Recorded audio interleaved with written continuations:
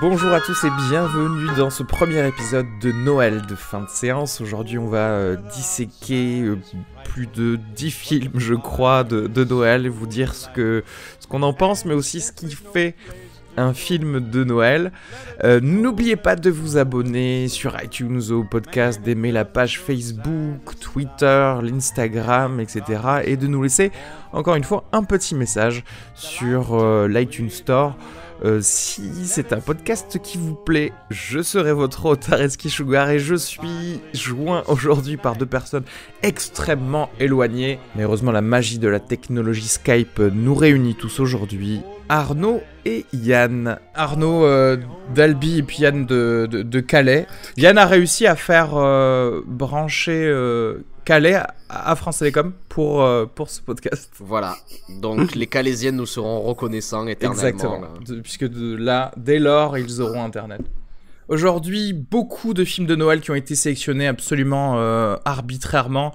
On a eu plusieurs passages, on en avait 15 au début, ensuite par des systèmes de veto, de 49.3, etc. On a réussi à réduire un petit peu tout ça. Et on va commencer par les classiques, on en a retenu deux. Est-ce qu'on commencerait pas par le Noël de Mickey, petit court-métrage qui est tiré de Un chant de Noël de Dickens, Mickey's Christmas Carol de 1983. Et qu'es-tu venu faire ici, cher neveu? Je suis venu pour vous offrir ceci, et vous inviter aussi à venir dîner à la maison. Oui. Je suppose qu'il s'agira de votre maudite dinde au marron, sans doute. Oui. Et au dessert, il y aura une bûche, hein, c'est bien ça? Oui, bien sûr, oui. Et aussi des fruits confits et des chocolats. Oui, vous serez le bienvenu. Es-tu idiot à ce point? Tout ça me fait horreur. Garde ta guirlande. Sors d'ici, alors. Et en fait, le chant de Noël de Dickens a un peu émis la philosophie de tous les films de Noël. Et plus généralement, même d'après l'article que j'ai lu dans Wikipédia, c'est... c'est vrai du coup. Non, mais c'est que ce conte de Dickens a un peu lancé le Noël contemporain. Ouais. Tel qu'on le fête, quoi. C'est-à-dire qu'avant, c'était purement vraiment cette fête religieuse avec toujours quand même l'idée de famille et de réunion, mais que le conte de Dickens l'a installé comme une institution moderne, quoi. Et on va voir d'ailleurs que dans tous les films dont on va parler, c'est pour ça que je voulais bien commencer par ces deux films classiques. On va retrouver pas mal de choses similaires à ces deux films. Donc le Noël de Mickey, qui est un court-métrage de Disney forcément, qui est sorti en 83 et qui bon alors j'ai envie de dire peu importe les gens qui ont doublé Picsou, Donald et Mickey Mouse parce qu'on ne les connaît pas, hein, que moi je l'ai vu en VO, je l'avais jamais vu en VO, mais voilà, ce sont des gens que je ne connais pas. Et ensuite il y a Roger Carrel dans le premier doublage français que vous connaissez puisqu'il a fait pas mal d'Astérix etc. Qu'est-ce que vous avez pensé du Noël de Mickey? Est-ce que ça vous a rappelé des choses de votre enfance ou pas? Alors premièrement, je dois dire que je vais pas être très objectif avec ce film parce que je pense que c'est un des films que j'ai le plus vu quand j'étais petit, à en user la VHS. Ça faisait un petit moment que j'avais pas revu le film et ça m'a fait bien plaisir parce que ce qui est intéressant, il y a eu beaucoup d'adaptations d'un chant de Noël de Carols et celle-ci, je pense que c'est ma préférée parce que elle garde que le nécessaire, mais il y a tout ce qu'il faut, tout ce qui est suffisant pour faire en sorte que le récit soit respecté. Et tout en restant efficace, puisqu'effectivement c'est un court-métrage, donc en très peu de temps on arrive à te faire donner et pourtant il y a toutes les étapes, c'est-à-dire que même les fantômes des Noël, parce que bon, il faut raconter vite fait l'histoire. C'est l'histoire de Ebenezer Scrooge, qui est un requin de la finance, on va dire, un petit peu... Voilà. Un notable nanti d'une petite ville. Un usurier. Ouais, voilà, qui est... C'est un usurier. Qui a beaucoup de succès mais qui est très radin et du coup par l'opération du Saint-Esprit, c'est le cas de le dire, ça commence à blasphémer. Voilà, c'est ça, il va recevoir des apparitions, la visite effectivement de fantômes des Noëls futurs, passés et présents qui vont en gros lui faire changer de comportement vis-à-vis du partage tout bêtement et et de la communauté. Et ça, on verra que c'est toujours le cas dans tous les films dont on va parler. Ma version préférée de Un chant de Noël de Dickens, c'est quand même Ghost of Girlfriend's Past avec Matthew McConaughey et Jennifer Garner. Non, mais écoute, le Noël de Mickey, figure-toi que moi, c'est pas l'un des Mickey que j'avais le plus regardé quand j'étais petit. Moi, l'un de mes préférés, c'était la VHS que j'ai usée, c'était surtout celle où il rencontre un génie. Je sais pas si tu te souviens de là, c'était un long métrage par contre. Ça, c'est littéralement, je pense, la deuxième fois que je le voyais. Effectivement, j'ai passé un bon petit moment. C'est typiquement un truc qui est sympa à regarder ou à laisser en apéro de Noël. Hein. Quoi dire de plus ? Ouais, non, je pense que t'as dit ce qu'il fallait. Après, si on doit rentrer dans les choses techniques, écoute, en 83, je trouve que l'animation était plutôt cool. On voit tous les personnages de Disney qu'on a l'habitude de voir dans toutes les sections, donc que ce soit les Mickey, les Picsou, etc. Il y a toujours même un petit Rapitou qui prend l'allure d'un fantôme de Noël futur, etc. C'est efficace. C'est en gros un chant de Noël version rapide. Et on reste content quand Picsou, à la fin, décide de donner des écus d'or à tout le monde et que... Quand finalement son petit cœur tout sec se met à exploser par tant de bonheur et tant de noëlitude. Voilà, exactement. Yann, quelque chose à dire sur ce... Eh bien, écoutez, je le connaissais absolument pas du tout, ce Disney.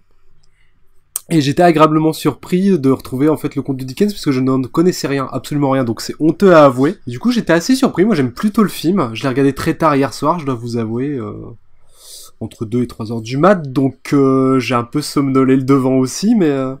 Et je sais que c'est honteux pour un film de 30 minutes. Et ça m'a rappelé, en fait, c'est bizarre, ça m'a rappelé que j'avais vu la version de Zemeckis aussi.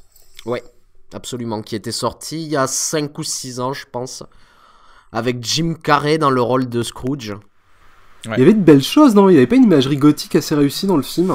Il y avait des trucs sympas, mais je dois t'avouer que de la même manière, c'est un peu un Zemeckis de la période, j'en ai plus rien à foutre des histoires et laissez-moi faire mes visuels. C'est-à-dire que, voilà, c'est exactement ce que j'avais, c'est ce que j'avais dit pour allier la dernière fois, mais visuellement, Zemeckis, il est toujours là, il s'amuse toujours, donc il y a toujours des choses intéressantes, mais c'est comme, maintenant, ça devient une sorte de Tim Burton un peu, genre enfin les derniers Tim Burton où il s'en fout un peu de ou même l'histoire.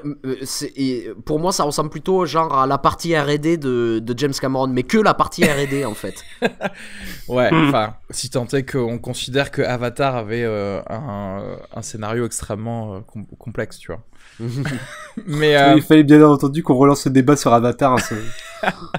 Un lendemain de Noël. On fera un premium sur ça. Bon, écoutez, j'ai quelques trucs à rajouter, mais je pense que ça sera mieux en bundle classique. En classique. Ouais, voilà, en bundle classique, ouais. Là, on va être peut-être plus philosophique dans cette analyse de La vie est belle, It's a Wonderful Life de Frank Capra, qui est un film de 1946 avec James Stewart et Donna Reed. Petit extrait. It's against the law to commit suicide around here.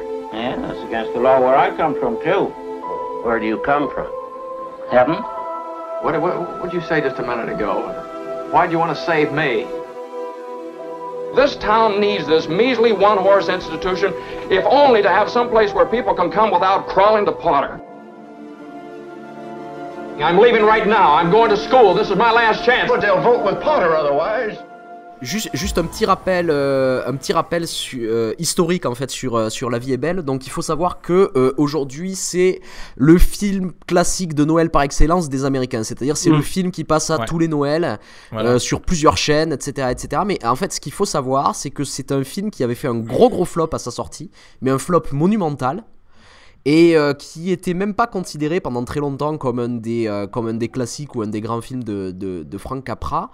Et il se trouve que ce film était tellement insignifiant pour la compagnie de production en fait qu'il avait produit, qu'ils avaient pas fait la démarche pour renouveler le copyright du film dans les années 70. Le film est donc tombé dans le domaine public. Et énormément de chaînes de télévision se sont mis à le programmer parce que c'était Noël et que c'était pas cher. Mais c'était vraiment la raison. Et tout au long des années 70, le film a commencé à devenir culte. Les gens se sont mis à le regarder en masse. Et ça a créé le phénomène qu'est La vie est belle aujourd'hui. En fait, c'est devenu une tradition par les rediffusions. Et Frank Capra lui-même disait qu'effectivement, c'était pas du tout un film qu'il voulait spécialement de Noël. Parce qu'il faut expliquer une chose aussi, c'est que à cette époque, c'est 47 ou 48, c'est 46. C'est 46, voilà. Juste après la guerre, il y a pas encore cette tradition qui s'est installée par la suite de faire des films spécifiquement pour Noël, en fait. Ouais. C'est quelque chose qui est arrivé après la commercialisation comme ça de la période de Noël. Donc c'est un peu le film qui a lancé ça, mais malgré lui. Ouais. Et comment vous expliqueriez, Arnaud Areski, le flop du film ?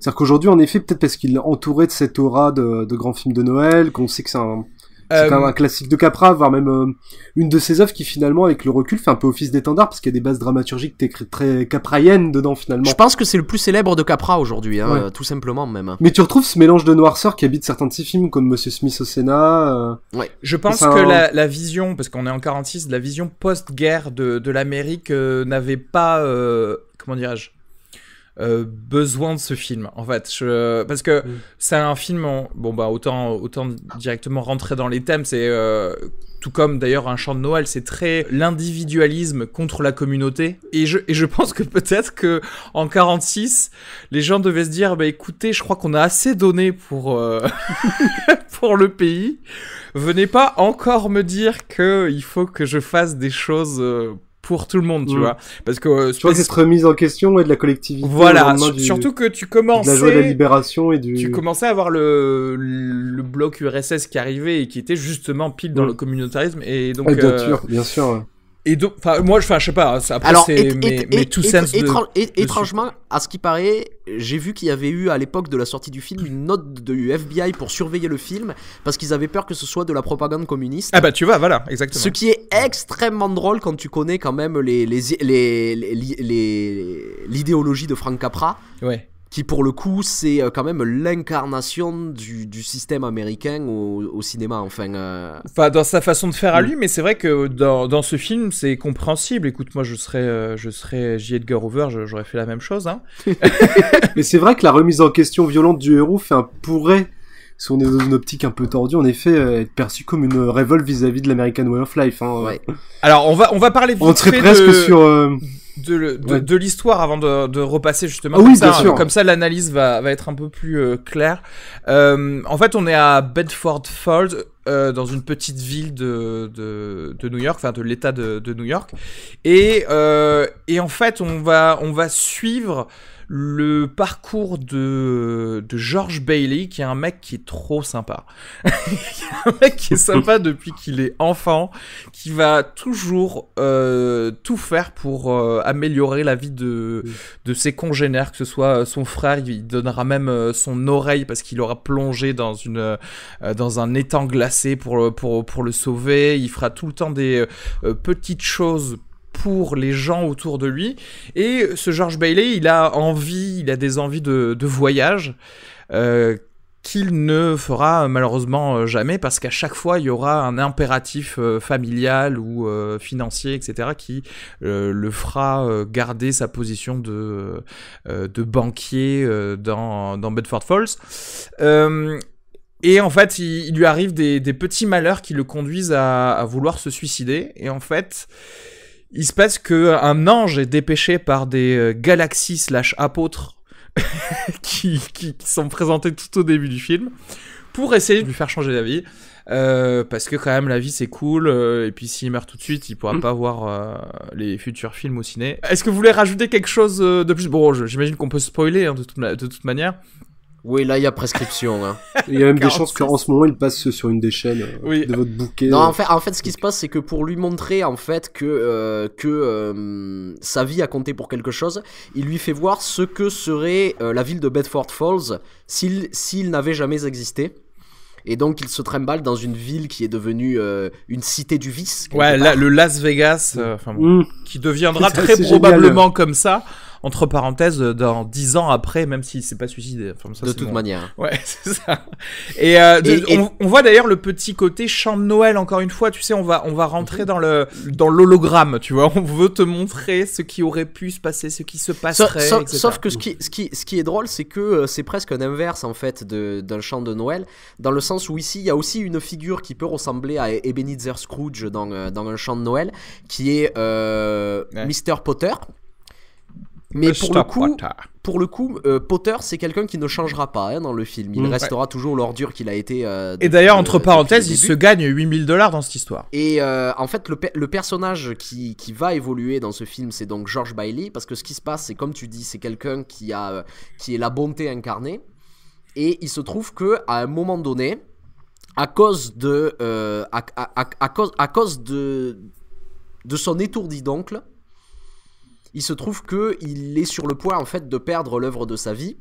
Et tout d'un coup, en fait, là, il y a quelque chose qui se casse en lui. Et pour le coup, c'est l'inverse un peu d'un chant de Noël, c'est-à-dire qu'il se met à devenir grincheux, agressif, et c'est ça qui va en fait le pousser au suicide, avant qu'un miracle de Noël en fait le remette sur la voie. Ouais. Alors moi ce film, écoute, il avait très bien commencé pour moi. Encore une fois, voilà, c'est pareil, ça fait partie d'un des films que j'avais déjà vu, mais il y a peut-être une dizaine d'années sur TCM, tu sais, des choses comme ça. Et là, je m'étais dit, ça va être cool, surtout que Frank Capra en fait te montre que quand même. Tu sais, il va maîtriser son film. C'est pas comme certains films des années 40 où c'est devenu presque irregardable tellement c'est daté, tu sais. Et là, moi, les films qui sont pas réalisés par des grands réalisateurs, voilà, comme Capra, quoi. Exactement. Et du coup, là, c'était pas mal au début, mais je t'avoue que j'ai été un peu déçu par certaines scènes, et là je pense qu'effectivement je peux imputer ça au fait que voilà, c'est des procédés qui sont peut-être un peu datés et que voilà, qui m'ont fait un peu soupirer, où il y a un petit peu trop d'exposition lors des scènes avant qu'il rencontre sa dulcinée, etc. Bon, après ça, tu vois, ça me regagne parce que c'est pas du tout le temps comme ça pendant le reste du film, mais je trouve que ça me perdait un peu. Après, par contre, comme on en parlait tout au début, je trouve que les thèmes abordés, la façon de les aborder est quand même assez génial de manière générale, parce que voilà, on va nous opposer la version individualiste de voir le monde, c'est-à-dire que faire tout pour soi, versus essayer d'aider les autres. Et en fait, ce qu'il faut savoir dans George Bailey, c'est qu'à chaque fois, sa vie est menée pour aider les autres, mais à chaque fois qu'il le fait, il se prend des gifles dans la tête, c'est-à-dire qu'il perd son oreille, il se prend des gifles littérales quand justement il évite que son boss pharmacien empoisonne des clients. Et puis surtout, en fait, d'une manière générale, c'est un personnage qui rêve d'aventure, voilà, qui a envie de voir le monde, qui a en permanence une valise à la main, prêt à partir de cette ville et qui veut partir ailleurs, et à chaque fois cette ville le rattrape et il est obligé de rester, et il reste finalement toute sa vie dans cette ville. They pull me back in. Et oui, un petit peu, c'est un peu son sacrifice en fait. Voilà, c'est ça en fait. C'est son sacrifice, ouais. C'est ça en fait qu'essaie de nous dire ce film, c'est que pour le bien de tous, chacun a besoin de faire son sacrifice, même si même si pour le coup c'est quand même un peu triste pour lui, parce que il faut aussi le resituer dans son époque. Donc on est en 46 après la guerre, mais on sort d'un nez très noir, hein. Il y a eu la crise de 29 qui est passée par là, et en fait ce film incarne, je trouve d'une belle manière, l'idéologie Roosevelt en fait. C'est-à-dire que pour relancer l'économie américaine, Roosevelt a suivi les conseils d'un économiste, John Maynard Keynes. Et Keynes, contrairement à beaucoup d'autres économistes qui préconisaient l'austérité pour essayer de remettre l'Amérique sur les rails, avait dit l'inverse. C'est-à-dire que pour lui, ce qui allait remettre l'Amérique sur les rails, c'est les grosses dépenses publiques et l'endettement, pour pouvoir réinvestir en fait dans l'économie. Et c'est ce qu'on voit dans ce film, puisque George Bailey, en fait, le commerce qu'il a, on pourrait traduire ça comment en France? Lawn and Bones. Il propose des emprunts en fait. C'est un usurier comme Scrooge en fait. Hein. Ouais, mais un bon. Oui, mais un bon. Oui. Il y a quelqu'un qui croit et qui donne leur chance aux clients. Donne leur chance. Et grosso modo, ce que nous explique le film, c'est que c'est par cet endettement, pour permettre en fait aux gens de pouvoir construire un avenir à partir de cet argent qu'ils ont emprunté, qu'ils vont pouvoir essayer de. Donc on est vraiment comme ça dans la politique de Roosevelt en fait dans ce film, dans la politique de Keynes. Enfin, voilà, c'était pour resituer dans. Et d'ailleurs, quand tu vois ça, c'est-à-dire que même dans le boulot, bon, même s'il ne voulait pas ce boulot, puisqu'effectivement, comme tu disais, il veut surtout explorer, voyager, même dans ce boulot, quelque part, il est là pour donner de l'espoir aux gens. Il est là pour leur vendre de l'espoir. Parce que il leur donne de l'argent pour qu'ils puissent réaliser leurs rêves ou améliorer leur vie. Ce qui signifie, grosso modo, monter des petits commerces. Voilà. Construire des maisons, opposé à Mr. Potter, qui, lui, est la représentation des trusts, voilà, qui sont un petit peu et William Randolph Hearst et tout ça quoi. À l'époque du film, qui sont un peu haïs parce que c'est eux qu'on pointe du doigt, à raison, pour la crise de 29, ce qui s'est passé, etc., etc. Et il y a quelque chose même dans la droite américaine qui s'est modifié par la suite, puisque à l'époque. Enfin, là, on parle même un petit peu avant.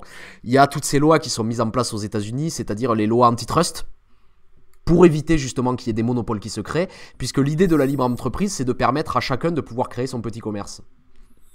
Et dans ce sens-là, en fait, c'est contrairement à ce qu'on disait au début, ce film qui avait été soupçonné de propagande communiste, c'est pas du tout le cas, en fait. On est vraiment purement dans l'esprit américain, dans cet esprit de libre entreprise, de pouvoir chacun posséder quelque chose, etc., etc. Surtout... Oui, pardon, vas-y, Yann.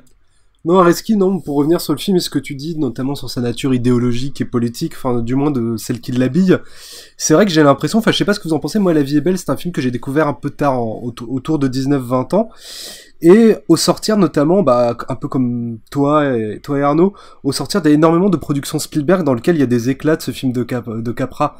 On en parlera plus longuement, bien entendu, que Gremlins, qui en adopte presque la structure narrative, mais surtout, il y a son esprit dans Retour vers le futur, dans ce moment où j'ai l'impression, ce qui est un peu intéressant quand même, c'est que c'est l'endroit où lui, Spielberg, était un peu, tu vois, le moment où Gremlins sortait, le moment où il produisait Retour vers le futur, c'était un peu une période où Spielberg se cherchait un peu dans les années 80, tu vois, il faisait Les Aventuriers du Temple Maudit, qui est quand même assez brillant, mais qui est bourré d'expérimentation. Ouais. Et c'est comme si dans ces prods-là, il avait distillé un peu le plus doux de son inspiration, vous voyez, alors qu'il était plutôt, depuis les années 70, dans une démarche Hitchcockienne, hein. En fait, je suis totalement d'accord, parce que après réflexion, c'est vrai qu'il y a quelque chose qui lie de manière assez forte, je trouve, Capra et Spielberg, c'est que tous les deux, ils représentent un peu cet idéal américain, c'est-à-dire qu'ils représentent tout ce qu'il y a de beau dans cette idée de l'Amérique, et qu'ils laissent vraiment de côté tout ce qui est perverti dans ce système. Tu vois, et on en a parlé plusieurs fois avec Yann de ça à propos de Spielberg, mais c'est la même chose chez Capra, c'est-à-dire que même quand tu prends les films comme Monsieur Smith au Sénat ou les choses comme ça, c'est toujours en fait une analyse du système américain et toujours essayer d'en dégager ce qu'il y a de plus noble dans ce système-là. Ce qu'on voit aussi dans La vie est belle.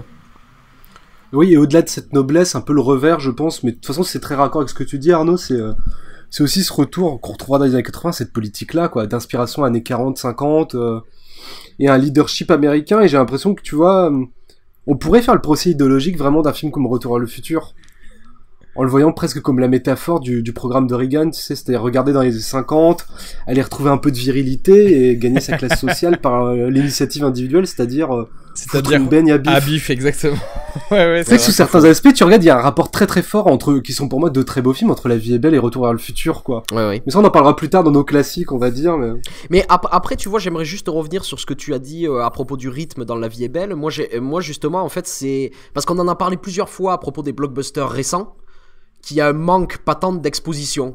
Et de nous mettre en fait, tu vois, à la place. Et j'aimerais bien qu'on revienne un petit peu plus, peut-être pas autant, tu vois. Ouais, pas autant, mais un petit peu vers ça. Ouais, mais qu'il y en a un peu. En fait, moi personnellement, je m'ennuie pas devant La vie est belle, parce que aussi quand tu regardes un film de cette époque-là, il faut se remettre un petit peu dans le contexte de l'époque. C'est sûr, forcément. Et d'ailleurs, c'est toujours c'est la petite blague sur les apôtres en forme de galaxie. C'est mignon, je trouve. C'est assez mignon de voir ces façons de voir et de représenter le surnaturel quelque part et le divin de leur façon. Surtout aussi, ce qu'il faut dire, c'est que même à l'époque, Capra était traité de naïf.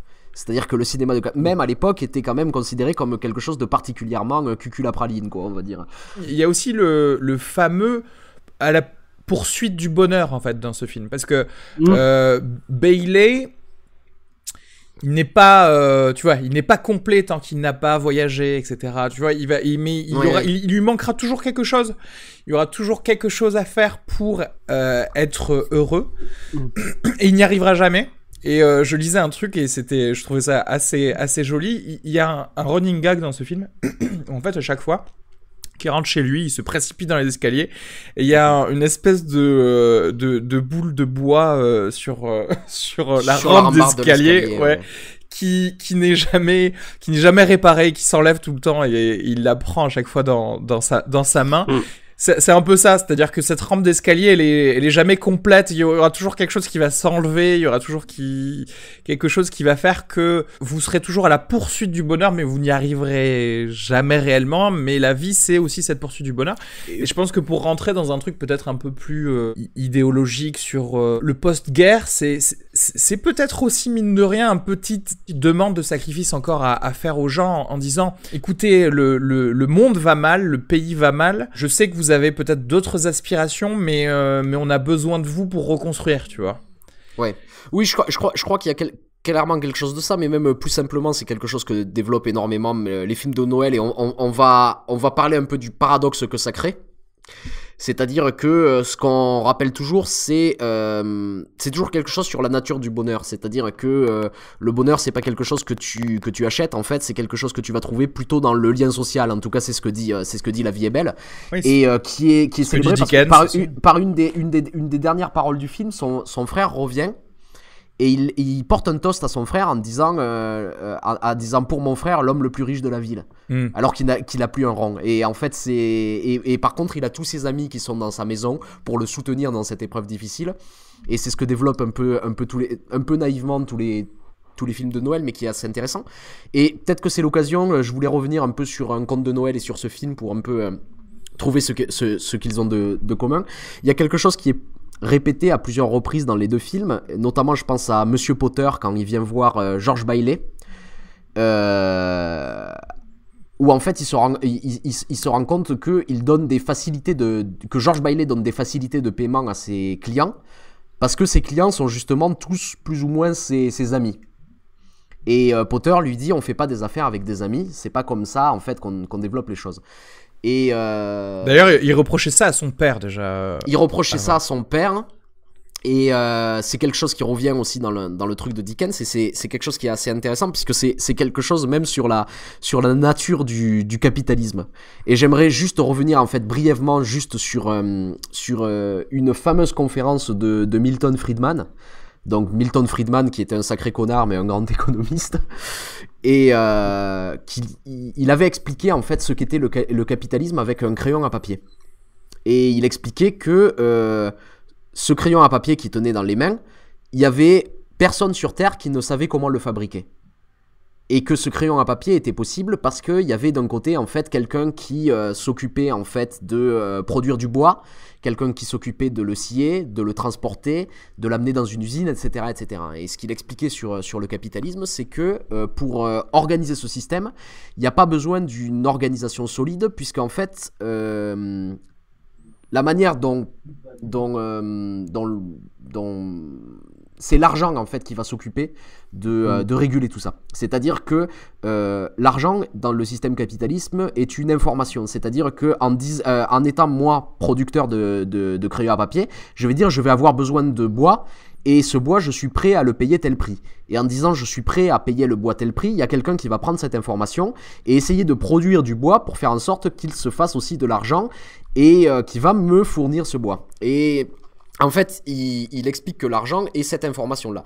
Et ce qui est intéressant quand on développe ce système-là, c'est que, en fait, tu n'as pas besoin d'avoir de rapport avec les différents protagonistes de cette industrie. Avec un autre être humain, quoi. Avec un autre être humain. Et c'était représenté récemment par un podcast sur l'économie que j'aime beaucoup et que je conseille, qui s'appelle Planète Monnaie. Et ce qu'ils avaient fait, c'est qu'ils avaient fait produire des t-shirts, et ils avaient essayé de remonter en fait toute la ligne de production du t-shirt jusqu'à la création du coton, le coton, comment il est tissé, quand il devient un t-shirt, etc., etc.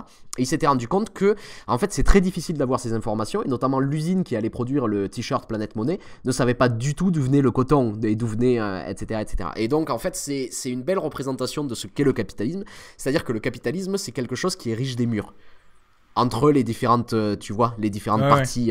Et qu'il n'y a plus aucune connexion comme Georges. Comme Georges, il n'y a pas de connexion humaine. Et c'est ce qui est intéressant, c'est-à-dire que je vais revenir sur un chant de Noël. Et qu'est-ce qui fait que Ebenezer Scrooge va changer? C'est qu'il y a il y a les différents fantômes des Noëls passés, présents et futurs qui vont lui montrer en fait les résultats de son travail et de son économie. C'est-à-dire que en travaillant comme ça, il y a un petit enfant malade qui va mourir à cause de toi, parce que tu n'as pas assez bien payé son père. Et en fait, tous ces éléments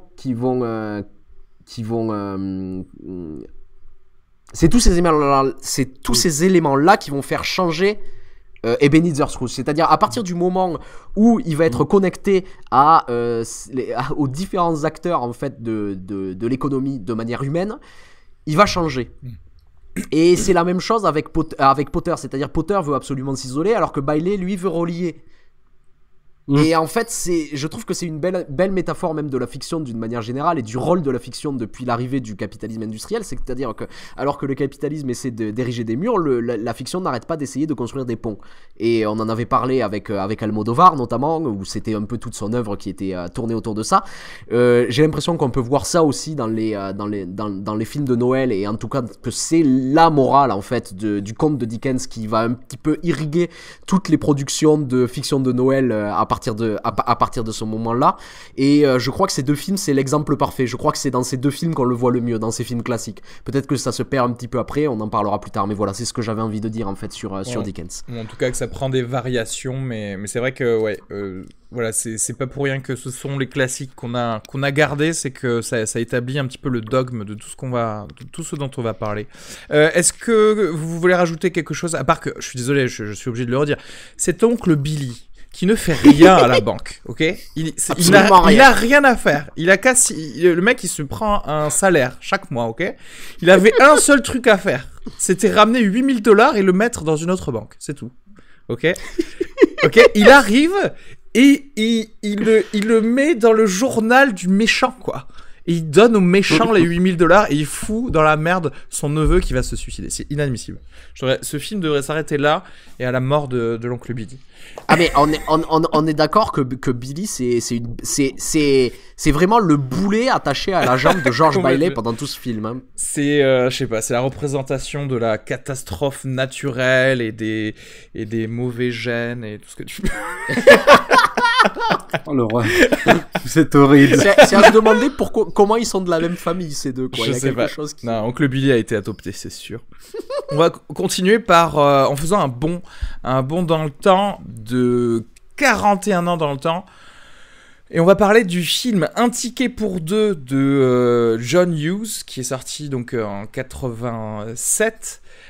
Planes, Trains and Automobiles en anglais, qui est un film avec Steve Martin, John Candy. Bienvenue dans notre pays, monsieur. Puis-je vous aider? C'est ça. Une voiture ou un camion? Il y a à peine une heure que vous m'avez vu et votre cervelle m'a déjà oublié. Une potiche s'assommait sur un comptoir, pas derrière. Alors maintenant, donnez-moi vraiment une voiture. Une putain de Datsun, une putain de Toyota, une putain de Mustang, une putain de Buick, 4 putains de roues avec un volant. Ça ne me touche pas que vous me parliez aussi vulgairement. C'est à cause de vous et de votre nullité que je me suis paumé au milieu d'un parking où ma voiture faisait autant défaut qu'un cerveau dans votre putain de crâne. À cause de vous, je me suis tapé tout le chemin du retour à pied dans la neige et la gadoue. J'ai dû traverser l'autoroute au péril de ma vie. Et tout ça pour en arrivant me farcer votre sourire niais et vos questions grotesques. C'est pourtant clair, une voiture.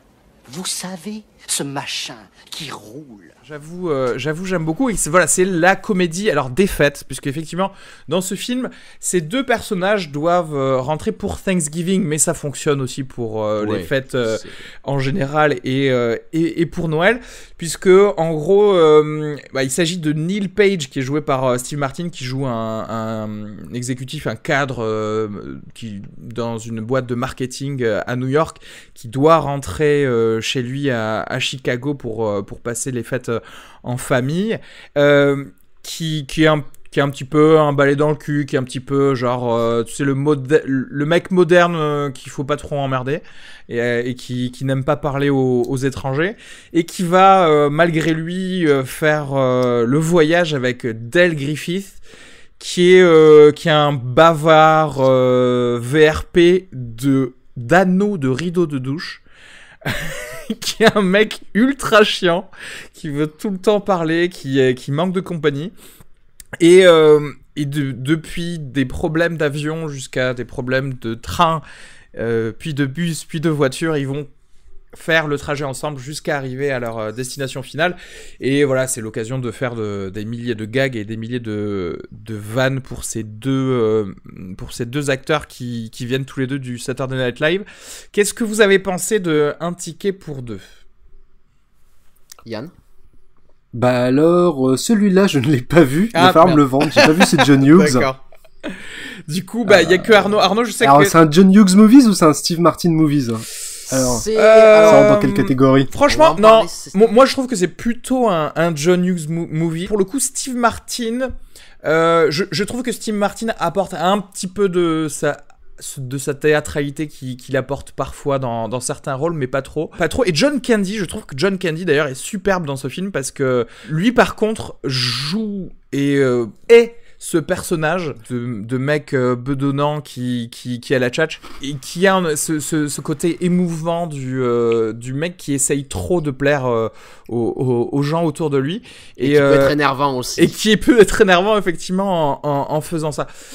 Alors moi, si j'aime ce film, c'est parce que pour le coup, oui, je l'ai peut-être déjà plusieurs fois vu quand j'étais jeune, donc forcément il y a le côté nostalgique qui va rentrer dedans. Je suis très fan de Steve Martin, vraiment, donc là aussi c'est un peu des choses qui sont subjectives, mais je trouve que c'est un des rares films où, alors tout en prenant un petit peu le même pas la même structure que les deux films dont on vient de parler, mais en tout cas les mêmes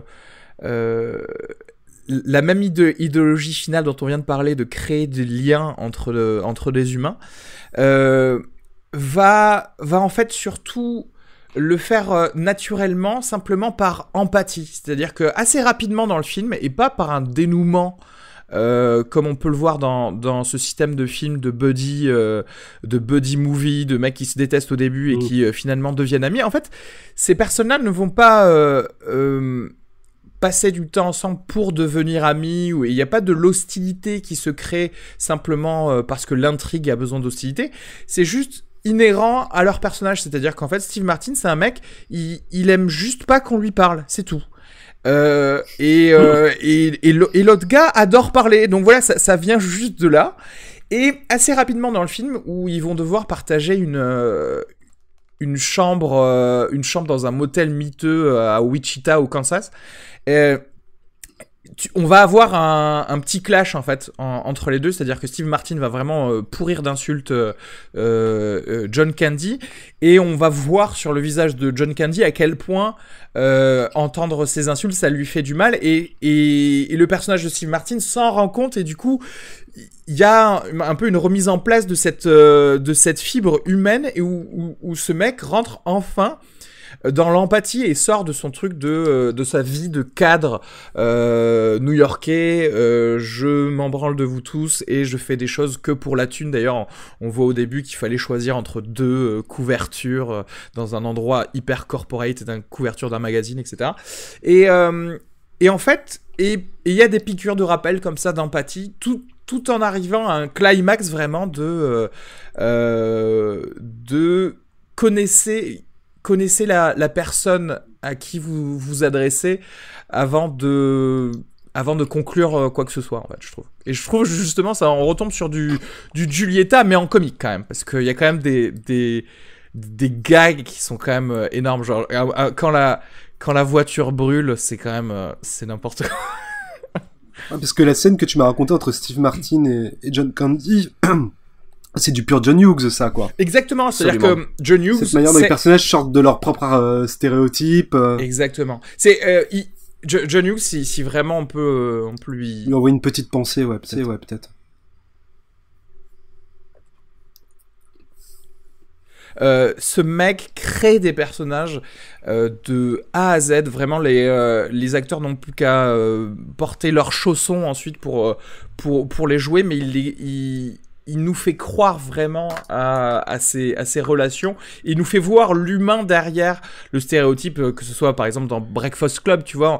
Nous ne sommes pas parce qu'en fait, ce qu'il faut dire, c'est que le thème qui traverse toute la filmographie de John Hughes, c'est le cliché, le stéréotype, comme tu le dis. Et que, en fait, ce qu'il veut, c'est essayer d'explorer ces clichés, et en tout cas, ces personnes qu'on enferme dans des catégories sociales et comprendre ce qui a amené ces personnages à être dans ces catégories-là, quoi. Et voilà, et moi je trouve que c'est vraiment plutôt bien fait. Alors voilà, certaines choses sont datées. Clairement, la musique est assez difficile à supporter parfois. Et c'est dommage. Moi, je suis un des plus grands fans de certaines musiques des années 80, mais là, tu sais, les comédies, quand il y a de la comédie au synthé, ça passe pas. Et je suis parfaitement d'accord avec toi sur à peu près tout ce que tu as dit sur tout ce qui est beau dans le film. J'ai deux petits bémols, enfin j'ai deux bémols à ajouter qui ont fait que pour moi je le considère pas dans les grands films de John Hughes, qui pour moi sont 16 Candles, Breakfast Club et Ferris Bueller. Et en fait il y a deux raisons. C'est la première déjà, c'est je vais un petit peu spoiler. Mais ce qui se passe, c'est qu'au bout d'un moment, à la toute fin du film, on se rend compte que le personnage de John Candy, en fait, a perdu sa femme depuis 8 ans et qu'il continue à en faire croire, en fait, qu'il est toujours en couple avec cette femme-là. Et on apprend qu'il a plus de maison et qu'il passe son temps, en fait, sur la route à essayer de vendre ses anneaux de douche et à essayer de créer du lien avec des gens, et qui s'y prend toujours de manière très maladroite, c'est-à-dire on a l'impression qu'il a des amis partout, mais ça veut dire aussi qu'il a des amis nulle part finalement. Ouais. Et quand je vois ce personnage, je me dis que c'est lui le beau personnage du film, c'est lui vraiment le personnage de John Hughes, et en fait je me demande pourquoi du coup le protagoniste du film c'est Steve Martin. Tu vois ce que je veux dire, qui est beaucoup plus neutre, beaucoup plus fade en fait finalement. Oui, c'est vrai. Tu veux dire que le casting est pas bon parce que Steve Martin est beaucoup trop drôle pour faire ça, ou... Ah non, c'est pas le casting. Pour moi, c'est vraiment le point de vue du scénario. C'est-à-dire que celui qu'on suit, on est toujours du point de vue de Steve Martin, alors que je pense que le film plus intéressant aurait été du point de vue de John Candy. Ah non, moi je trouve que non, au contraire, parce que déjà pour avoir cette révélation-là, et puis secondo, moi, je m'identifie 1000 fois plus à Steve Martin. Moi, si vous venez me parler dans la rue, il y a 9 chances sur 10 que vous preniez une claque, quoi. Ça ne m'intéresse pas ce que vous allez me dire. Donc je suis beaucoup plus un mec comme Steve Martin, genre voilà, si je suis dans un train et que quelqu'un me parle, je vais faire oui, bien sûr, bien entendu, oui, il fait beau, ouais. Et je vais m'arrêter là. Et au final, voir un film comme ça, je me dirais que bon, peut-être que cette fois, je vais doubler 2 fois sur 10, je laisserai les gens parler, tu vois. Mais je vais te dire, du coup, ça fait un film un peu cousu de fil blanc, c'est-à-dire que dès le début, je sais que le parcours, ça va être pour Steve Martin de s'ouvrir pour essayer d'accepter l'autre. Et finalement, c'est quelque chose de classique. Et là où je veux bien croire que il y a un petit bémol à donner, c'est le fait que l'humour aussi est un petit peu spécialement américain, vraiment américain, parce que encore une fois les deux acteurs viennent du Saturday Night Live. Il y a ces espèces de choses un petit peu décalées où en gros il faut avoir un peu l'habitude de leur façon de faire. Et justement sur cet humour, ce que j'ai à lui reprocher, c'est qu'il y a énormément de gags qui vont passer par les paroles, alors qu'ils auraient pu être montrés en fait de manière beaucoup plus burlesque. Ouais. Et c'est-à-dire que par exemple, à un moment, il y a un gag assez compliqué du fait qu'ils échangent leur carte de crédit. Et que finalement, il y a une voiture de location qui va brûler. Et John Candy va révéler que cette voiture de location, il l'a prise avec la carte de crédit de Steve Martin et non pas avec sa propre carte de crédit à cause de ce quiproquo qui a été mis. Et tout le gag passe dans cet échange de dialogue, alors que je crois que je me serais beaucoup plus marré si j'avais eu un suspense qui s'était construit visuellement sur comment cette carte de crédit en fait passe de poche en poche. Tu vois ce que je veux dire? Ouais, oui, surtout que l'exposition de l'échange de cartes était déjà là en fait. C'est un exemple, mais on le voit souvent au début du film aussi. Par exemple, il y a John Candy qui met des canettes de bière sur un lit qui vibre. Et ces canettes vont exploser, mais on les voit pas exploser. Et tout ce qu'on voit, c'est Steve Martin qui dit ah, il y a de la bière partout sur ce lit. Ouais. Et je crois que je me serais beaucoup plus marré si on le voyait. Ces canettes exploser. Et John Candy qui essaie, tu vois, de faire en sorte de le cacher pour pas que. Ça, pour le coup, ouais, je sais pas comment ça s'est fait. Ça, c'est la faute de John Hughes, ça, je pense. Tu vois, parce que à un certain moment, les mecs veulent parler aussi parce que ce sont des acteurs, parce que c'est ça aussi. Quand t'as ces espèces d'icônes de la comédie américaine, ouais, ils auraient peut-être dû aussi leur écrire des vannes non redondantes par rapport à certains gags. D'ailleurs, justement, ceux qui marchent le plus, c'est là où ils disent rien. Encore une fois, là où ils voient la voiture qui brûle et qui disent rien, qui sont là, qui se regardent et là tu te marres trop parce que ça c'est super drôle. Ouais. C'est-à-dire, il faut expliquer le gag. Ils sont assis au bord de la route, il y a leur voiture qui brûle derrière, et l'un après l'autre, ils regardent la voiture et ils réagissent pas. Et une fois qu'ils l'ont tous les deux vus, ils se regardent et ils se disent putain mais merde, il y a notre voiture qui brûle quoi. C'est extrêmement drôle. C'est un gag assez génial. C'est un peu la version forcément remaniée, moderne de tout ce qu'on vient de dire sur les classiques. C'est-à-dire que là, on va être plutôt dans le burlesque, on va dire, et la drôlerie. Et il y a la version japonaise qui va être plutôt dans le réalisme et un petit peu. C'est un mélange de réalisme et de conte. C'est ça qui est intéressant dans le film justement. Et je vais parler de Tokyo Godfathers, Tokyo Godofadazu en VO, qui est un film d'animation japonais de Satoshi Kon sorti en 2003, qui parle en gros de 3 SDF qui recueillent un bébé qui était abandonné au milieu des ordures en plein Tokyo, un soir de Noël. Et par ce bébé, déjà, on va apprendre petit à petit l'histoire de chacun de ces personnages et les voir pendant la semaine de Noël déambuler dans les rues de Tokyo avec ce bébé. Pour toi, crétin, tu m'énerves! Qu'est-ce que tu viens de faire subir à Dostoïevski? Cette fois, tu as dépassé les bornes. Tu as besoin d'une correction et je vais te l'infliger. Ne vous faites pas mal. Tu vas me respecter de gré ou de force, sale môme. Je suis pas une honte. Avec d'aussi petits seins, c'est pas demain que tu seras une femme. Vous allez arrêter, oui ou non? Ça suffit maintenant. Non. Arrête. Qu'est-ce qu'on entend? Alors, ce qu'il faut dire, c'est que c'est trois SDF bien différents aussi. C'est-à-dire, on a un peu le soudard classique, le type qui avait une vie auparavant et qui a fini par devenir clochard et qui se bourre la gueule toute la journée. Il y a une transsexuelle qui s'est retrouvée à la rue après avoir quitté le bar dans lequel elle travaillait, et une adolescente fugitive qui a été plus ou moins recueillie par ces deux personnages. Ouais. Et qui forment une espèce de famille. Oui, qui se sont ensemble. En fait à 3 créé déjà un petit cluster familial dans un petit parc à Tokyo dans des tentes, et qui vont se voir faire l'addition d'un petit bébé. Qu'est-ce que vous avez pensé de Tokyo Godfathers? Yann? Je l'ai pas vu non plus. Je suis désolé. Mais vous allez me le vendre. Ah ben oui. Enfin, là je crois qu'en plus à Aski on l'a beaucoup aimé tous les deux. Ouais. Moi, en fait, il y a consensus. Quelque part, oui. Quelque part, je l'ai. D'ailleurs, putain, c'est vrai qu'on a totalement oublié de donner les miams. Alors, Satoshi Kon, moi, c'est un mec que j'aime beaucoup. Déjà, il avait plutôt fait des thrillers avant ça, et puis il a réalisé après Tokyo Godfathers Paprika, qui est que je trouve qui est un film génial. Et d'ailleurs, qui a beaucoup. Et Paranoia Agent aussi après. Hein. Et qui a. Et Perfect Blue. Oui, la série Paranoia Agent, et qui a beaucoup inspiré notamment des choses comme Inception, etc. Et en fait, ce film-là, Tokyo Godfather, c'est l'un des plus réalistes. Alors aussi bien dans le graphisme, ça c'est quelque chose d'assez commun dans tous ces films, mais là en l'occurrence c'est le seul de ces films qui aurait pu exister en live action, c'est-à-dire que c'est un film que tu peux réaliser toi-même avec des acteurs à la maison, mais alors que tous les autres voilà ont un domaine ou onirique ou vraiment surréel qui fait que ça devient beaucoup plus difficile, ou en tout cas pas avec le même budget quoi. Et quand tu dis impossible en live, tu fais référence à l'échec de Black Swan de dupliquer Perfect Blue par exemple, ou c'est ce genre de pensée qui t'assaille? Exactement, je veux refaire plan pour plan ce qu'il a fait. Pour le coup, Darren Aronofsky a passé sa carrière à piller Satoshi Kon. Ça c'est vrai, ouais. Bah écoute, oui, et en fait je l'ai redécouvert parce que ces derniers temps, après avoir vu Paprika, etc., moi Tokyo Godfathers, je l'avais un peu oublié.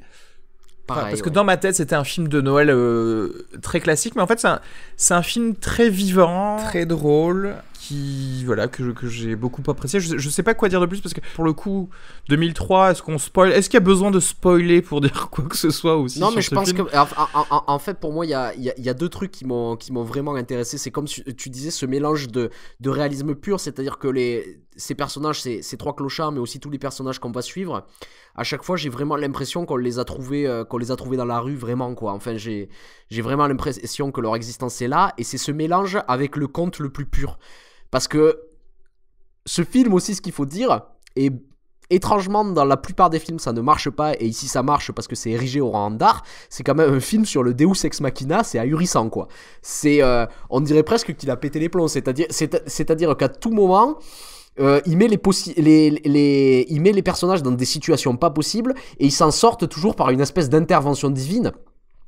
Puisqu'il faut le dire que y a aussi la spiritualité japonaise qui irrigue un petit peu ce film, puisque ça commence par une messe catholique de Noël, mais on voit après les personnages prier dans des temples shintoïstes, et ça représente bien le rapport à la religion que peuvent avoir les Japonais, puisqu'il faut savoir que donc le christianisme c'est une minorité assez importante au Japon depuis longtemps, et qu'après les deux religions principales c'est le shintoïsme et le bouddhisme, mais ce qu'il faut savoir c'est que les Japonais peuvent croire à plusieurs religions, en fait, ils sont en même temps, et ça les dérange pas, et les personnages sont comme ça aussi, c'est-à-dire qu'ils passent de l'un à l'autre, ils se disent il doit y avoir une présence divine quelque part qui les suit et qui les aide pendant tout le film, et en fait le film finit par nous faire croire à ça, c'est-à-dire je vois plus ça comme une astuce scénaristique, mais j'ai l'impression que c'est quelque chose qui fait partie du film, c'est Deus Ex Machina, et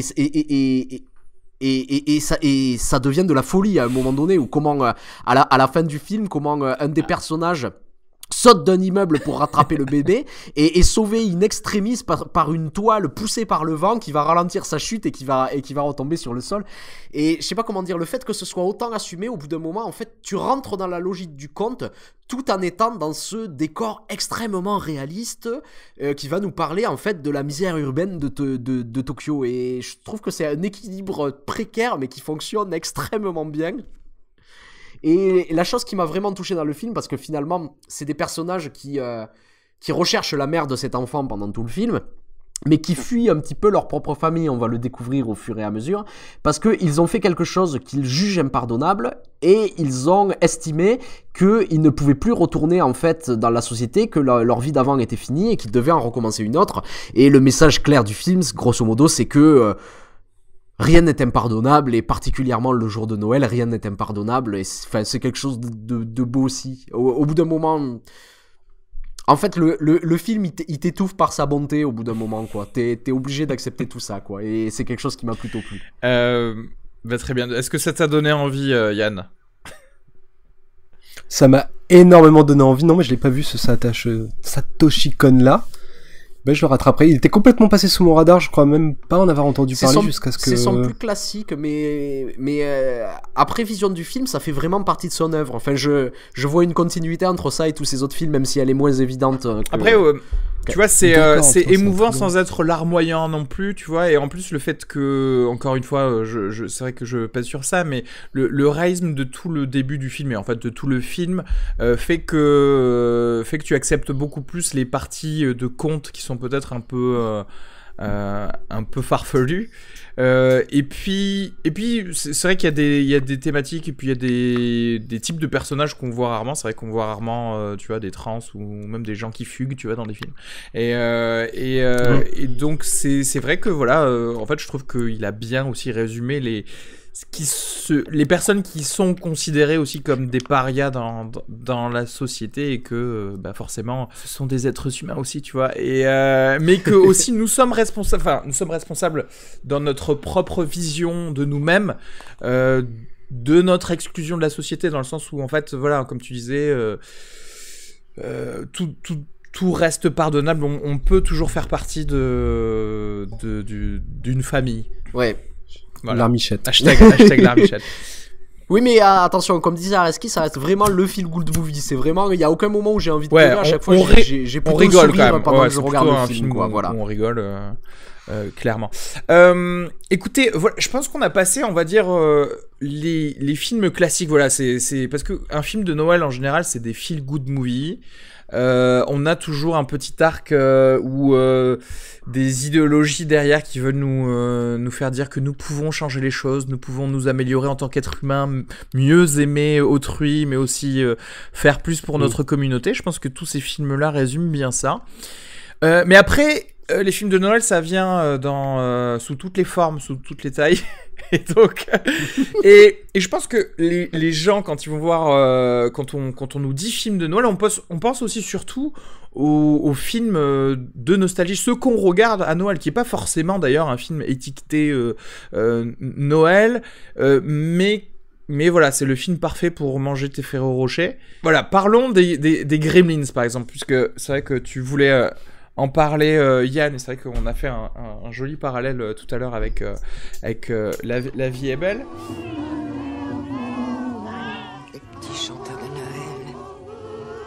Je déteste les petits chanteurs de Noël. Toutes ces voix de fausses qui ne sont que de la graine de drogué. Je vous avais prévenu, sale morveux!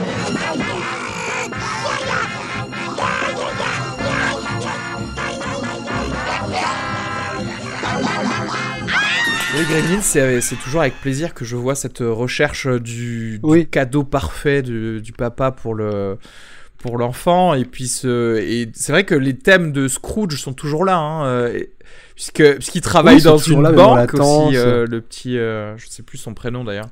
Ah oui, mais t'as énormément d'écho au conte de Dickens et au film de Capra, à tel point que l'arrivée de Gizmo est presque un parallèle à l'arrivée de l'ange. Je pense que dans Gremlins, il y a aussi un des traits, bizarrement, si on parle un peu plus longtemps du film d'ailleurs, que le Père Noël est une ordure à pousser à son paroxysme, c'est toujours que tout est à deux doigts d'être dans la catastrophe à Noël. Si tu penses à Piège de cristal, c'est un peu et c'est peut-être là où le parallèle peut se faire avec le film de Capra. Il y a ce côté mélodramatique dans les films de Noël, avec toujours cette fin heureuse. Ce que dit à un moment le personnage de Phoebe Cates dans le film, puisqu'elle dit il faut pas oublier qu'à Noël c'est là où il y a le plus gros taux de suicide. Oui, que pense-t-on des gens qui se tranchent les veines? Et non, cette greffe dans les Gremlins, tout simplement, est-ce que c'est pas... Et d'ailleurs Gremlins 2 jouera beaucoup plus sur cette carte-là. Est-ce que le déroulé de l'intrigue de Gremlins, c'est pas notre envie aussi de voir le bordel arriver dans La vie est belle de Capra, quoi? C'est-à-dire, c'est cette partie Las Vegas que t'évoquais qui devient dominante, et en même temps, on n'est pas très loin de Dickens, parce qu'il y a aussi dans Scrooge, je pense qu'il est très facile aussi d'en faire une lecture psychanalytique, sur l'ego, le moi et le ça, les différentes incarnations des Noëls passés qui viennent le hanter, elles peuvent bien entendu être lues une lumière psychanalytique. Et là, je pense que dans Gremlins, il y a vraiment deux parties. Il y a le surmoi Gizmo qui est quasiment cette créature angélique, et la partie en fait, et c'est quelque chose dont jouent tous les films, je pense, et là c'est matriciel à la nouvelle de Stevenson, c'est tous les films composés d'un Dr. Jekyll, d'un Mr. Hyde. Ce qu'on attend fondamentalement, c'est l'arrivée de Hyde. Et Food Irene le poussera à son paroxysme aussi. Et t'as ça dans Gremlins, quoi. C'est ce plaisir, qui est aussi le plaisir de Joe Dante, ce qui le rapprochait de Tim Burton, je pense qu'on sera tous d'accord là-dessus.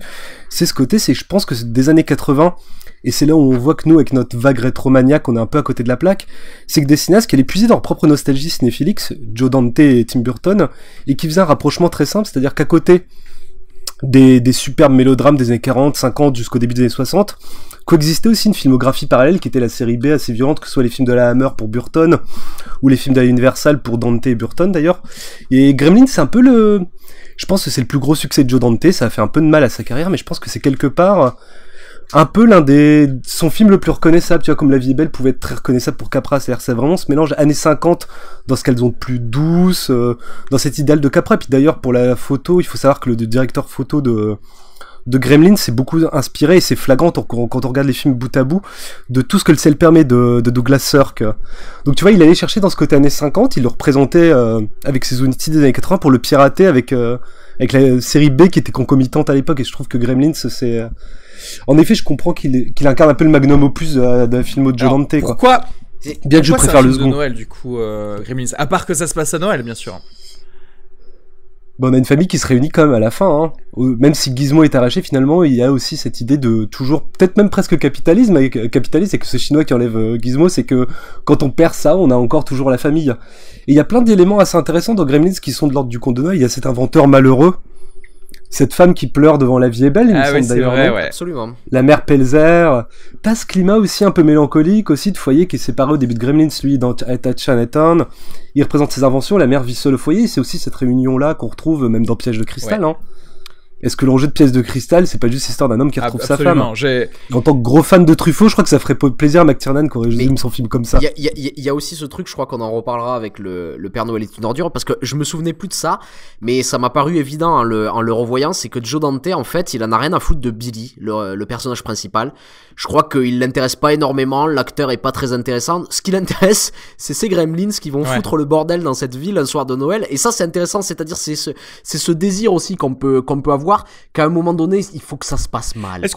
Il faut que ça déraille. Il faut que comme dans Fujiren d'ailleurs. Noël marche pas bien, tu vois. Il faut qu'il y ait des Gremlins qui arrivent et qui foutent le bordel. Ah, moi quoi. Et ces séquences, elles sont j'ai très deux jouissives, lectures de ça. Est-ce que c'est pas la discussion qui fout la merde en plein repas de Noël, tu vois, genre le bordel dans la famille, ou est-ce que c'est pas quelque chose tout simplement anti-traditionnel, quoi. Il a envie de mettre un peu de chaos là où il y en a pas, là où tout le monde est trop posé, etc., pour peut-être mieux se recentrer à la fin. Tu vois ce que je veux dire?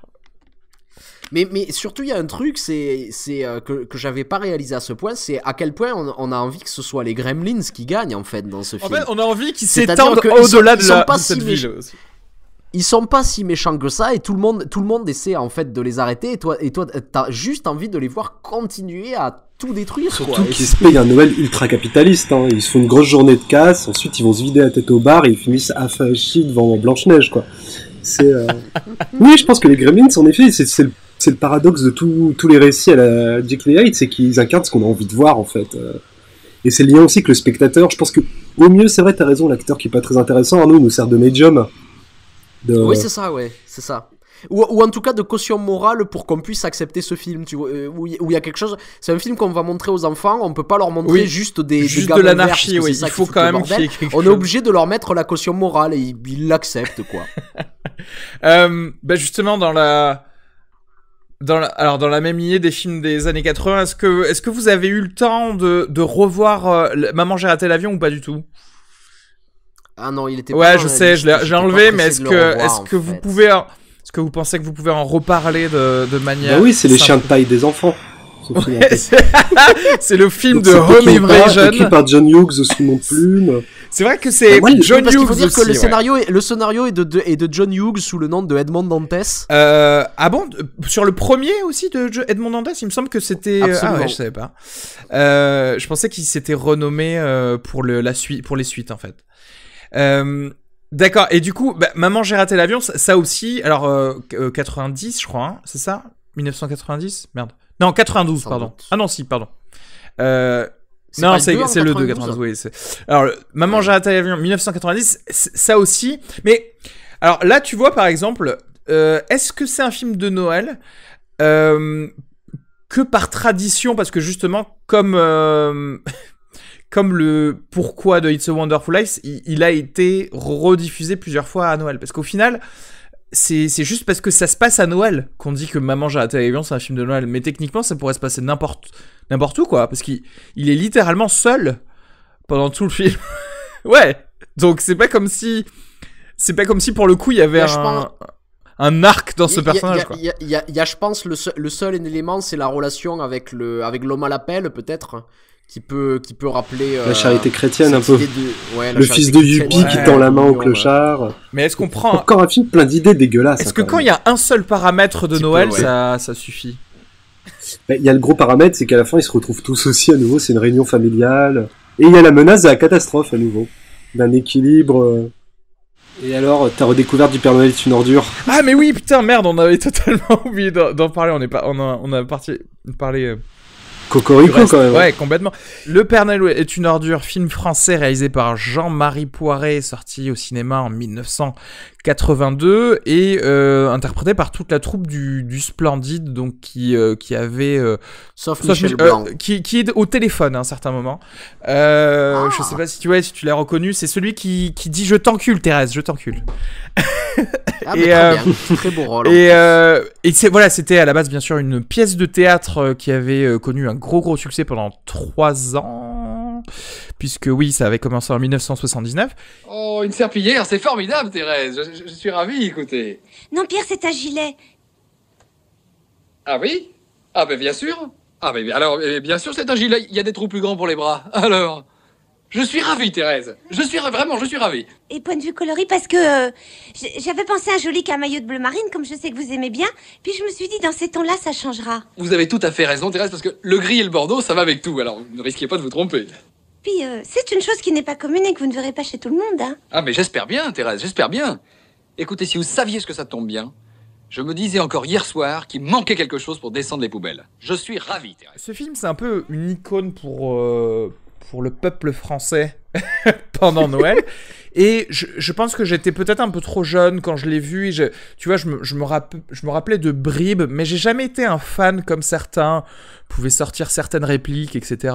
Et par je pense pur racisme, je me disais non mais les gens qui aiment ça c'est des bofs, tu vois, et c'est probablement pas drôle parce que dans ma tête, tu vois, splendide bronzé.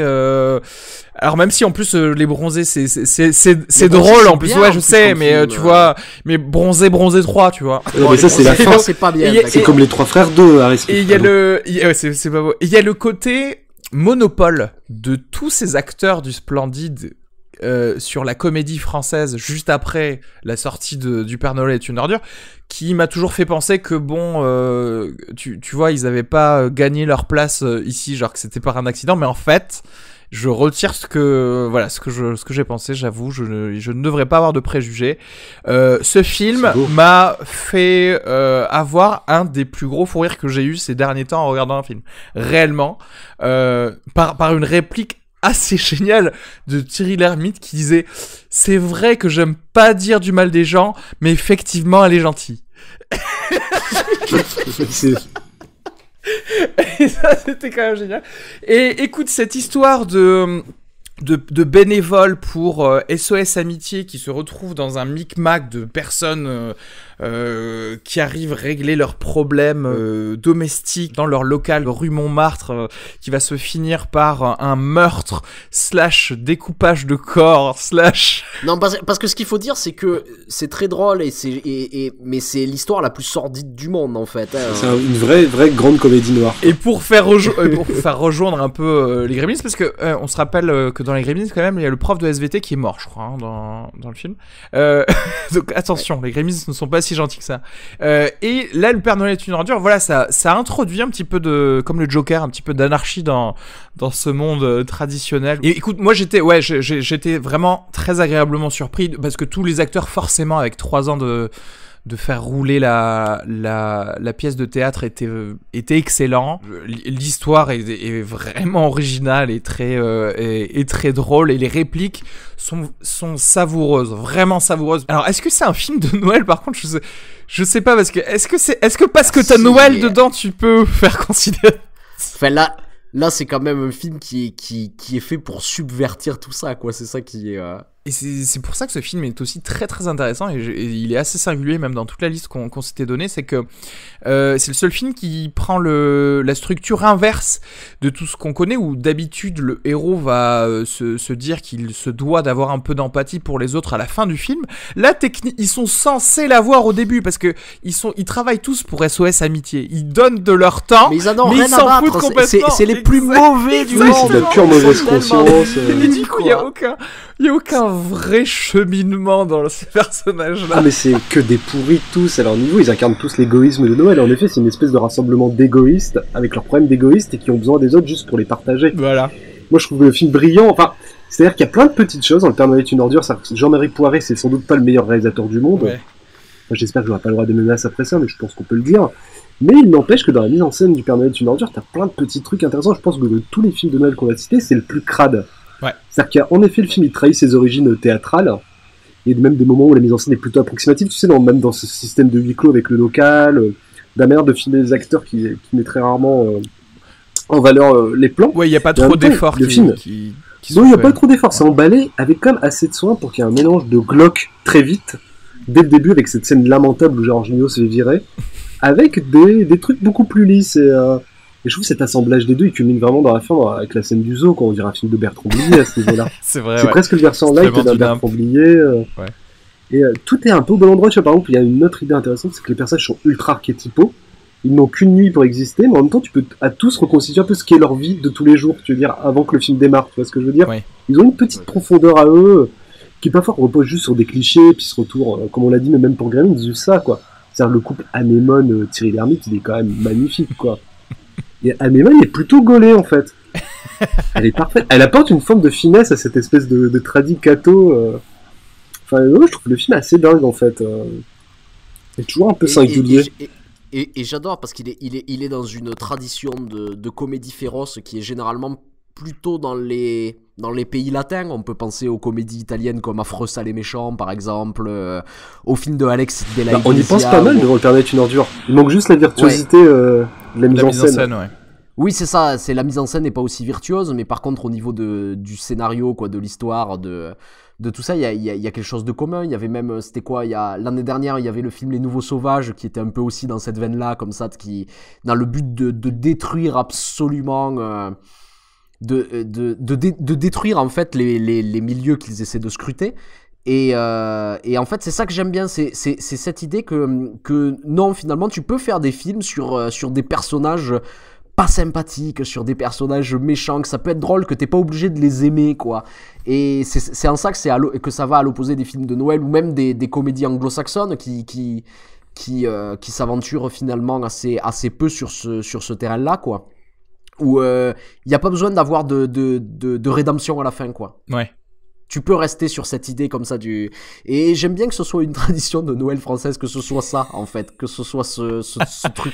Ouais, moche, totalement quoi, contre-culture en fait, qui soit l'icône du Noël en France. Après, peut-être qu'on peut rattacher, je pense peut-être plus globalement, tu sais, Père Noël est une ordure à ces films un peu dans l'air du temps, et c'est-à-dire parfois pour le meilleur, un peu. Bon, pour le pire, on a eu Qu'est-ce qu'on a fait au bon Dieu, tu sais, ces films qui collent un peu avec l'actualité politique française, tu vois. Intouchable. C'était un peu le film non, pas intouchable. Pas intouchable. Tu peux rapprocher Qu'est-ce qu'on a fait au bon Dieu de ce qui règne en France, mais tu vois, Intouchable, il y avait un côté film de la fin des années Sarkozy. Tu vois ce que je veux dire? Ce qu'on a fait au bon Dieu, c'est quand même un film dégueulasse. Ouais, mais généré par notre époque, un peu par le climat politique qui règne en France, tu vois. Ouais. Tu sais, de la même manière que Les Petits Mouchoirs était un pur produit du sarkozysme. Genre comédie de groupe. Je trouvais qu'Intouchable aussi avait ce côté-là, tu vois. Intouchable. Un peu d'annonciateur du mandat de François Hollande. Je dirais que c'est plutôt. Intouchable, il est vraiment dans une tradition anglo-saxonne. Je dirais que c'est plutôt anglo-saxon. Ah oui, complètement. Pour le coup, c'est un film de Noël classique pour le coup, Intouchable, tu vois. Parce que quand tu revois Le Père Noël est une ordure, t'as pas l'impression de voir l'ancien électorat de Giscard envahi par l'image qui se font de l'électorat de Mitterrand, quoi. Je trouve qu'il est putain de gaucho. Thierry Lhermitte. C'est cela, oui, complètement. Mais c'est vrai que c'est une des rares comédies de tout ce que j'ai vu récemment, enfin pour la revue, où c'est vrai que personne n'est à sauver, quoi. C'est Noël, c'est le vrai Noël des Gremlins, quoi. Ni les pauvres ni les riches, c'est tout le monde est dégueulasse dans le même panier. Mais qu'est-ce que c'est drôle aussi, celle que je trouve extrêmement drôle, c'est Marianne Chazelle, quoi, dans le film, qui joue qui joue Josette, et formidable. cette manière naïve en fait qu'elle a de dire les choses les plus dégueulasses du monde. L'innocence criminelle. Typiquement un personnage ultra cliché sur le papier, ils arrivent tous à en faire quelque chose. En même temps, t'as raison, 3 ans de répète avant de tourner le film, c'était peut-être pas mal. Une méthode à suivre. Mais non, c'est un très bon film. C'est peut-être le moment de parler du paradoxe des films de Noël dont on parlait plus tôt, c'est-à-dire que ces films de Noël, ils sont produits vraiment comme un produit de masse et un produit de consommation, et que le contenu des films essaie de nous dire l'inverse de la manière dont ils ont été produits, c'est-à-dire que ça a vraiment été produit pour faire du commerce, pour rentabiliser. C'est maintenant prévu presque ces films de Noël pour être des films jetables, c'est-à-dire je sais même pas s'ils sont prévus pour être des films qui vont devenir des traditions, tu vois ce que je veux dire. Les films qui sortent aujourd'hui. C'est ce dont on avait parlé pour quand on avait vu la bande-annonce de Beauté cachée avec le dernier film avec Will Smith. Tu sens qu'il y a une certaine envie de sortir des films avec des bons sentiments, mais juste pour cette période-là, mais qui vont pas forcément, qui sont pas faits pour être des films en soi, qui n'ont pas de propos en particulier. C'est ça, parce que c'est-à-dire quand je vois La vie est belle, je sens un film sincère, je sens un film d'auteur, tu vois, de quelqu'un qui a voulu raconter une histoire, qui est pas fait comme un produit, mais quand en tout cas les souvenirs que j'ai de Maman j'ai raté l'avion, pour moi c'est vraiment c'est beaucoup plus en fait le produit quoi que les parents doivent acheter à l'enfant pour mettre au pied du sapin plutôt qu'un véritable film. Et comme le dit Yann, c'est un film qui est un petit peu dégueulasse sur les bords, quoi. Mais pour moi, est-ce que... c'est vrai que moi, par exemple, je considère pas que Maman j'ai raté l'avion ce soit un film de Noël. Alors que... Mais tu l'as mis dans ta liste. Ah oui, je sais, mais parce que c'est pas souvent film de Noël, dit et cité comme un film de Noël. C'est conçu de manière marketing pour être un film. Tu vois ce mais que du je coup, veux dire. je vois totalement. Mais du coup, par exemple, alors, je sais que là, en ce moment, c'est typiquement le sort de truc qu'on va voir, et justement, je l'ai mis aussi sur la page Facebook pour l'épisode de Noël. Die Hard, tu vois, c'est typiquement l'article que tu vas lire sur Combini ou JQ, tu vois, qui va faire pourquoi Die Hard est un film de Noël. Mais je considère que c'est vraiment un film de Noël, moi, Die Hard. Qui êtes-vous? Une mouche dans le lait, mon cher Hans. Un petit rouage qui grippe. Un emmerdeur. Monsieur l'invité surprise. Vous êtes encore là? Oui, je suis toujours là. À moins que vous vouliez m'ouvrir la porte. Oh, j'ai bien peur que non. Mais nous ne sommes pas à égalité. Vous savez mon nom, moi j'ignore le vôtre.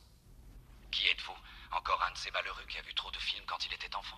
J'ai toujours eu un faible pour Roy Rogers, je dois vous dire. J'adore les chemises pailletées. Yippee-ki-yay, pauvre con. Outre le fait simple que ça se passe à Noël, parce qu'il y a pas mal de films aussi qui se passent à Noël où t'as envie de dire, mais ça pourrait se passer n'importe quand, ce serait pareil. Mais celui-là, tu l'as dit tout à l'heure, Yann, c'est quand même l'histoire d'un père qui part, qui traverse tous les États-Unis pour retrouver sa famille, d'accord, et essayer de reconnecter avec quand même sa femme qui s'appelle Holly, qui veut dire où en anglais. Il y a Hans Gruber qui est un petit peu le Scrooge. Ok, la cupidité, non, c'est vrai, la cupidité du truc, et il y a même toute l'histoire de Nakatomi et de la firme de Holly qui commençait à faire des trucs un petit peu pas nets et voilà, et corrompus, qui on rentre dans le truc de la cupidité, et on a même la scène à la fin où Hans Gruber meurt parce que Holly, parce qu'on détache la Rolex de Holly, tu vois. Tu vois, on a quand même tous les trucs de genre anticapitalisme, mais finalement on est là pour se retrouver en famille, etc. Je trouve que ça coche pas mal de paramètres, moi, Die Hard, par rapport à mais ça. surtout ce qui est marrant, je l'avais jamais vu sous cet angle-là, c'est-à-dire que... Et il neige à la fin. À la fin du premier acte, là où le film où les terroristes vont arriver dans le building pour prendre le contrôle, la dernière séquence avant ça, c'est une séquence de dispute entre John McClane et sa femme. Et elle s'en va. Et une fois qu'elle s'en va, il sent le désir en fait de s'excuser parce qu'il sent qu'il a été con, et en fait tout le film va retarder ce moment des excuses jusqu'à la fin par tous les procédés possibles, en rajoutant des terroristes, des roquettes, des explosions de C4 ou tout ce que tu veux pour pouvoir délayer ça le plus possible et d'arriver à la réconciliation finale. Donc c'est vrai qu'il y a quelque chose de Noël qu'on peut voir de ça. Après c'est vrai que quand même ce qui fait du film un véritable chef-d'œuvre, c'est surtout la maestria de McTiernan à orchestrer les scènes d'action. Et là, pour moi, c'est le film d'action ultime des années 80, peut-être le film d'action ultime tout court, quoi. Il y a quelque chose. Et du coup, il y a des gens qui vont dire, si c'est un film d'action, est-ce que si c'est un film d'action, c'est un film de Noël, tu vois? Allez, c'est un film d'action, feel good movie aussi. Je trouve que c'est emballé avec une bonne humeur. C'est ce que disait McTiernan, et c'est là où son humanisme transparaît. On sait que les die-hard qui sont pas signés par McTiernan sont pas vraiment des die-hard. Et cette bonne humeur, cette humanité, tu la perds dès le film de Renny Harlin, quand même. Qui se passe aussi durant les fêtes de fin d'année, qui essaie de tout recocher, et qui reprend la formule. Il y a plusieurs choses, c'est que dans le premier Die Hard, et c'est ce qui s'est perdu par la suite, et c'est dommage, c'est que quand même, McClane, c'est malgré tout, il est bon, mais malgré tout, c'est quand même un personnage Hitchcockien, dans le sens où c'est au mauvais moment, au mauvais endroit, au mauvais moment, tu vois, c'est pas le super flic, enfin... En tout cas, il n'est pas présenté comme le super flic, et même la relation qu'il a avec l'autre flic qui est à l'extérieur de l'immeuble. Elle a jamais été retrouvée par Zeus dans Die Hard 3. Qui est aussi très humain. L'autre de McTiernan, justement. Mais la manière dont on présente ce personnage, la première fois qu'on le voit acheter des gâteaux dans une supérette. On voit sa grosse bedaine comme ça de flic de Parce que c'est le Père Noël. C'est vraiment... c'est le papa flic, quoi. C'est papa flic. C'est-à-dire, il y a deux types de flics dans le cinéma américain. T'as le flic, celui qui va le Dirty Harry. T'as celui qui et ensuite t'as le flic qui est à un jour de la retraite. Alors là, c'est sa femme qui est enceinte, tu vois, mais c'est un peu la même famille.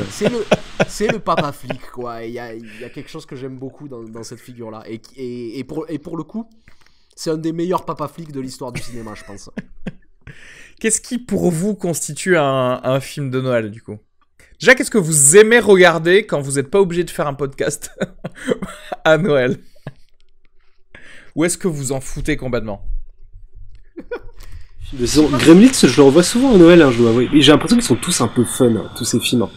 Ils ont une intrication avec toi en tant que spectateur. C'est comme, là on parle de McTiernan, la manière dont il te fait confiance pour te repérer dans l'immeuble. C'est-à-dire que sa mise en scène te guide tellement bien avec cette histoire, notamment du poster de pin-up, qui permet de savoir à quel étage on est de l'immeuble. Il y a cette manière de ça, si tu veux, je trouve que c'est doublement génial, parce que non seulement c'est un repère visuel pour savoir où on est dans l'immeuble, mais deuxièmement, à chaque fois qu'il passe devant, il y a John McClane qui jette un coup d'œil à ce poster, et ça nous renseigne en fait sur le personnage, sur son côté hétérobof, tu vois, sur ce truc de Monsieur Tout le Monde un petit peu. Enfin, je trouve que c'est intelligent à plusieurs titres, ce poster, quoi. Ah oui, mais carrément, oui, c'est toutes ces touches burlesques. Il y a même un moment où quand il s'éjecte avec la lance incendie, c'est presque monte là-dessus, quoi, d'Harold Lloyd. C'est-à-dire que la maestria de découpage de McTiernan, elle prolonge quelque part dans Piège de cristal beaucoup de motifs de l'ordre du burlesque. Et je pense que ça vient aussi de son esprit. C'est-à-dire que les films de McTiernan, du moins ces très grands films, il y en a certains, je pense, tu vois, qui ont été des rendez-vous manqués, si je peux faire une parenthèse, mais il y a une bonne humeur dans ces grands... Parce que pour moi, son dernier grand film, c'est l'affaire Thomas Crown. Et tu retrouves le même souffle, cette même espièglerie. Je trouve que c'est quelqu'un qui, aujourd'hui, on le voit comme étant très dur, il est très marqué. Et c'est bizarre parce que ces films sont vraiment porteurs de cette bonne humeur et de cette intelligence au travail, qui est aussi le parcours de McClane, c'est-à-dire qu'il se met vraiment à faire son boulot de flic dans cette situation.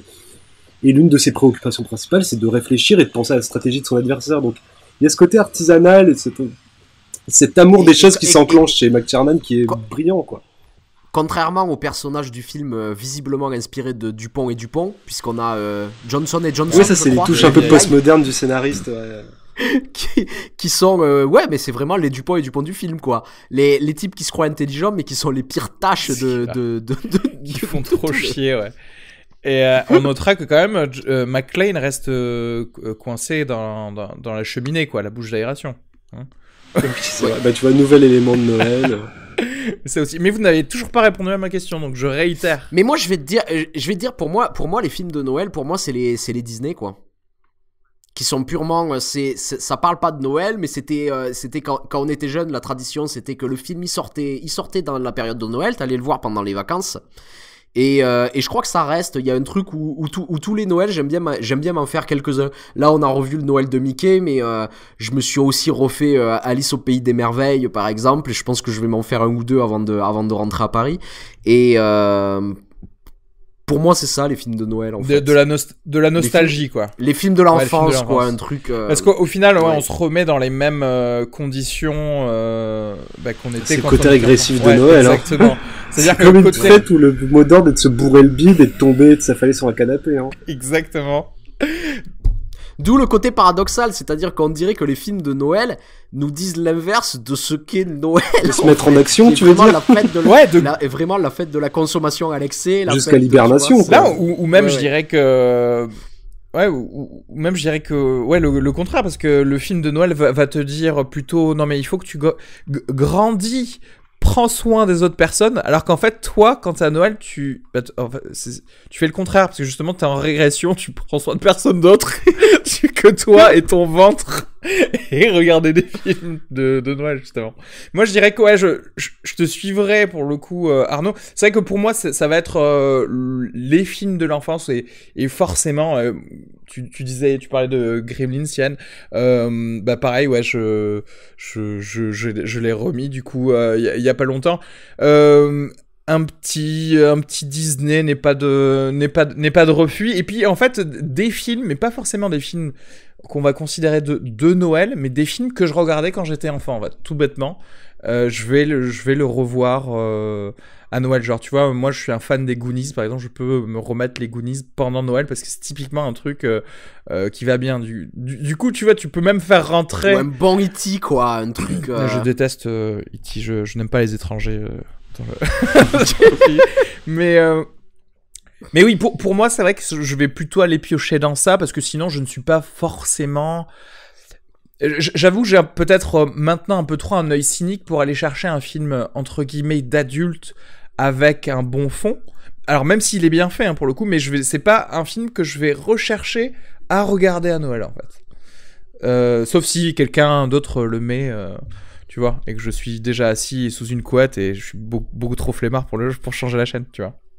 Est-ce que vous voulez rajouter quelque chose sur cet épisode spécial Noël, sur les films de Noël en général, à part que effectivement on veut pas forcément voir des films faits pour Noël, sauf si c'est avec Matthew McConaughey, pardon.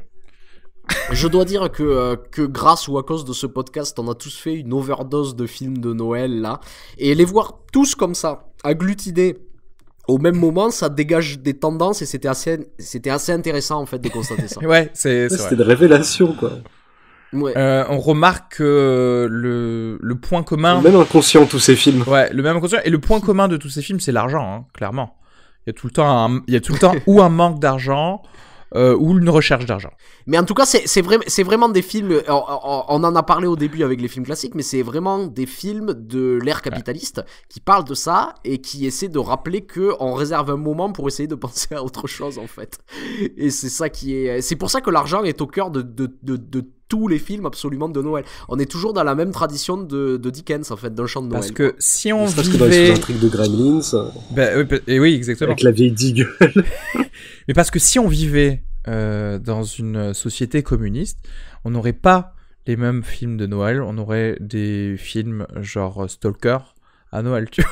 Parce que du coup, on pourrait aller autre chose, tu vois. On pourrait aller dans la philosophie de l'être humain, puisque les relations interhumaines seraient déjà au centre de notre vie, camarades. Sur ce message de propagande. Merci beaucoup à vous deux. Merci d'avoir regardé autant de films et d'avoir pris probablement 2 kilos avec vos chocolats en les regardant. N'oubliez pas de nous suivre sur Facebook, sur iTunes, sur ce que vous voulez.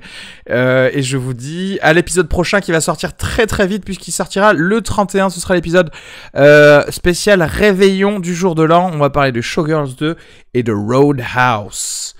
Ciao. Le courage. Ciao. Ciao, bisous. Bisous, bisous.